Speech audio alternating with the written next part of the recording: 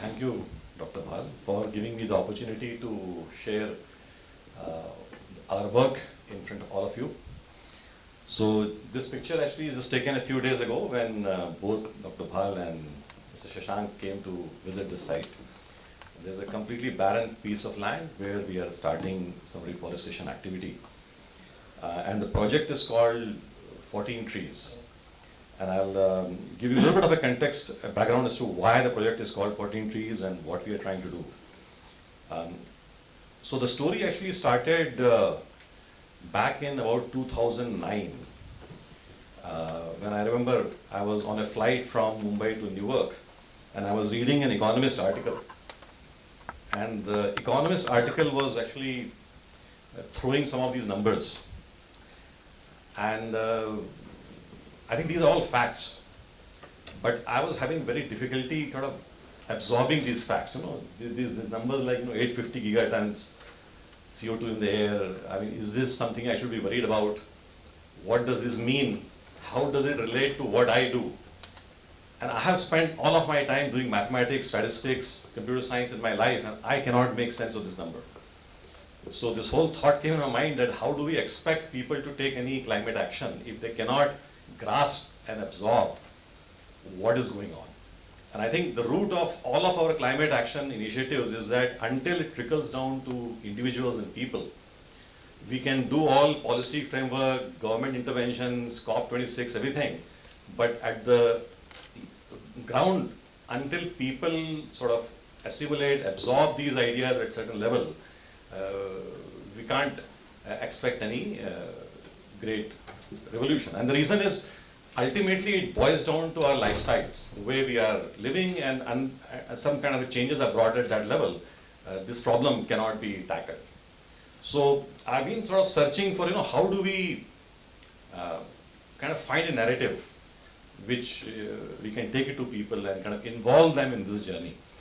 So it was a journey that started back in 2009, and it took me almost about 3 years to sort of distill some of those ideas that, and I'm an experimental researcher by training. So I've been a computer scientist all my life, but I'm not a theoretical scientist. I actually build things. And so when I got interested in this domain, I thought, let me sort of start a experiment in my backyard. So I was looking for some land, and this is the land which I found near Pune, and it was purchased in year 2013. And then started some small experiments, and 9 years later, this picture is exactly the same frame. 9 years later. So the whole land has been rejuvenated, and the beauty of this experiment is that it has been done with the minimum energy intervention. So no piped water, no drilling, no tankers. It is done completely using rainwater. So it has taken time, but we are seeing the results. And this is about 750 mm rainfall region, which has got less rain than Pune as you go sort of north and east direction of Pune. So the story is that around that area, there is a large amount of ecologically devastated lands. And I think sometime I would say take a few minutes, go on Google Earth, and just start looking at the area around Pune. So as Pune city is growing, demand for milk is increasing, and milk needs fodder, and this is the cheapest way to feed cattle, that you essentially can deforest all the hills, convert them into grasslands, and then let the cattle loose. And they need grass, and that grass turns into milk, and that's what we consume. So as the cities are growing, draw a circle of 100 kilometers around any metro city, and you will see miles and miles of this kind of land, which once upon a time was jungle, has now become completely deforested. So we are trying to figure out how do we kind of press an undo button here. How do we kind of bring it back to its original form? And obviously, water is the key. There is no water because most of the dams and reservoirs are at a certain elevation, and the area below that is what is fed through the reservoirs through irrigation. But the area which is above reservoirs is all barren hills, and essentially this is how it looks. So we have done some experiments to figure out how do we create rainwater storage ponds. We collect enough rainwater, and then we use it very, very slowly throughout the year to make sure the trees that we plant stay alive. So only using rainwater, we are doing that. Secondly, we are trying to bring back the native vegetation, unlike doing commercial plantations. So this bring back native vegetation, what used to be in original, say, early jungles. So there is absolutely no commercial motive behind this at all. Idea is to sort of pay back sort of whatever damages that we have caused over the years, and focuses on restoring biodiversity, find a sustainable way to maintain ecology.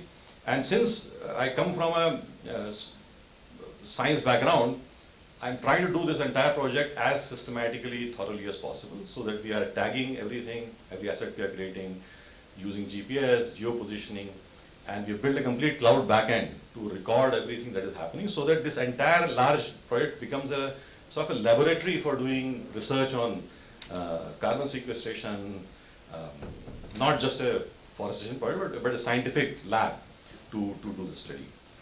So this is what I found through the years. So I've been at it for almost 9 years. This is beginning of the 10th year now. And I found that, all these parts, management of land, bringing water there, plantation, protecting, this was the easy part of doing the project. The more difficult part was somehow striking a human alignment. By this mean, there are too many stakeholders. There are local farmers, there are tribals, there are Gram Panchayat members, there is a Sarpanch, there are local politicians, there are people in the city who want to build farmhouses, people who want to do, tourism, parties. I mean, how do you pull something of this sort among these competing interests? And this I found to be a far more complex and difficult problem. And I'll give you some examples of, so this is an area which you cannot tackle by writing algorithms and writing scientific paper, because this is all humans, emotions, and reaching out to people and convincing them. So this is where there's a lot of room for creativity, innovation. And I'll give you two simple examples. So this is actually the attendance board that we have created at our project site. So the project is primarily 100% done by the tribals in that area. So everyone who shows up for work, we put up their picture on the board. Initially, we were taking a spreadsheet and marking the names and doing some attendance, but later we realized that turning that whole thing into a more visual display and recognizing people who are participating in that project made a huge difference. Now they have a sense of belonging to the project, and they have a sense of pride in what they're doing. And this picture actually became viral in their community. So we started with about 5 people, it became 10, 40, now we have 100 people working on the project, and we have many more waiting to join, because there's sort of some kind of emotional connect has got formed between the people and the project. The similar emotional connect we have tried to create with the visitors who come. So every visitor who comes to the project site, we plant a tree in their name.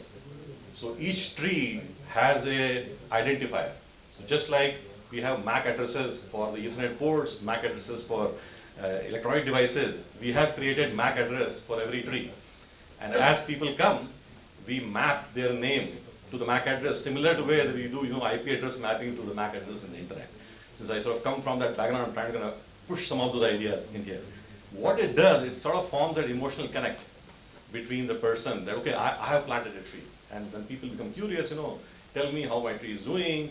So we send updates every year, this is how your tree is growing.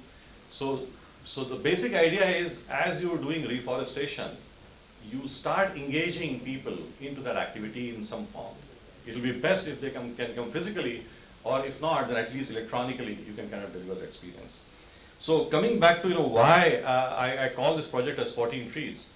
And remember the way I started this presentation, that there was a disconnect between the issues of global warming and what people had difficult time relating to that. So a simple calculation I've done on a spreadsheet a couple of years ago, that if you look at human beings as CO2 emitters themselves, because we are breathing in oxygen, we are breathing out CO2. So calculate how much amount of CO2 we breathe out in a day, in a month, in a year, and if you assume 100 years of life expectancy, then over 100 years of lifetime, you breathe out a significant amount of CO2. So 14 trees are just enough to absorb the entire CO2 you are going to breathe out in your lifetime. And the way this narrative is put, everyone who has come to the project site says, look, that seems like a very doable target. I think I can do it. So we begin their journey on that very day. That, you know, your first tree is planted today, you have 13 more to go. And then people come back and they say, okay, I have planted another tree in my backyard. So at the end of the day, even if all humans on earth, and our vision is, you know, somehow inspire humans to kind of start doing this. But realistically speaking, even if all humans on earth, 7 billion people plant 14 trees each, it is not going to make any material difference with global warming, I can tell you. But what it will do, it begins that engagement. People become conscious of their own carbon footprint, and it begins that journey of engagement with these issues. So that is a little effort that we have started. I invite, some of you have already come to the project site and planted their first tree, and those who have not, I'll welcome you to come and visit the site and begin your journey with us. And the later you, and the more you delay, the better.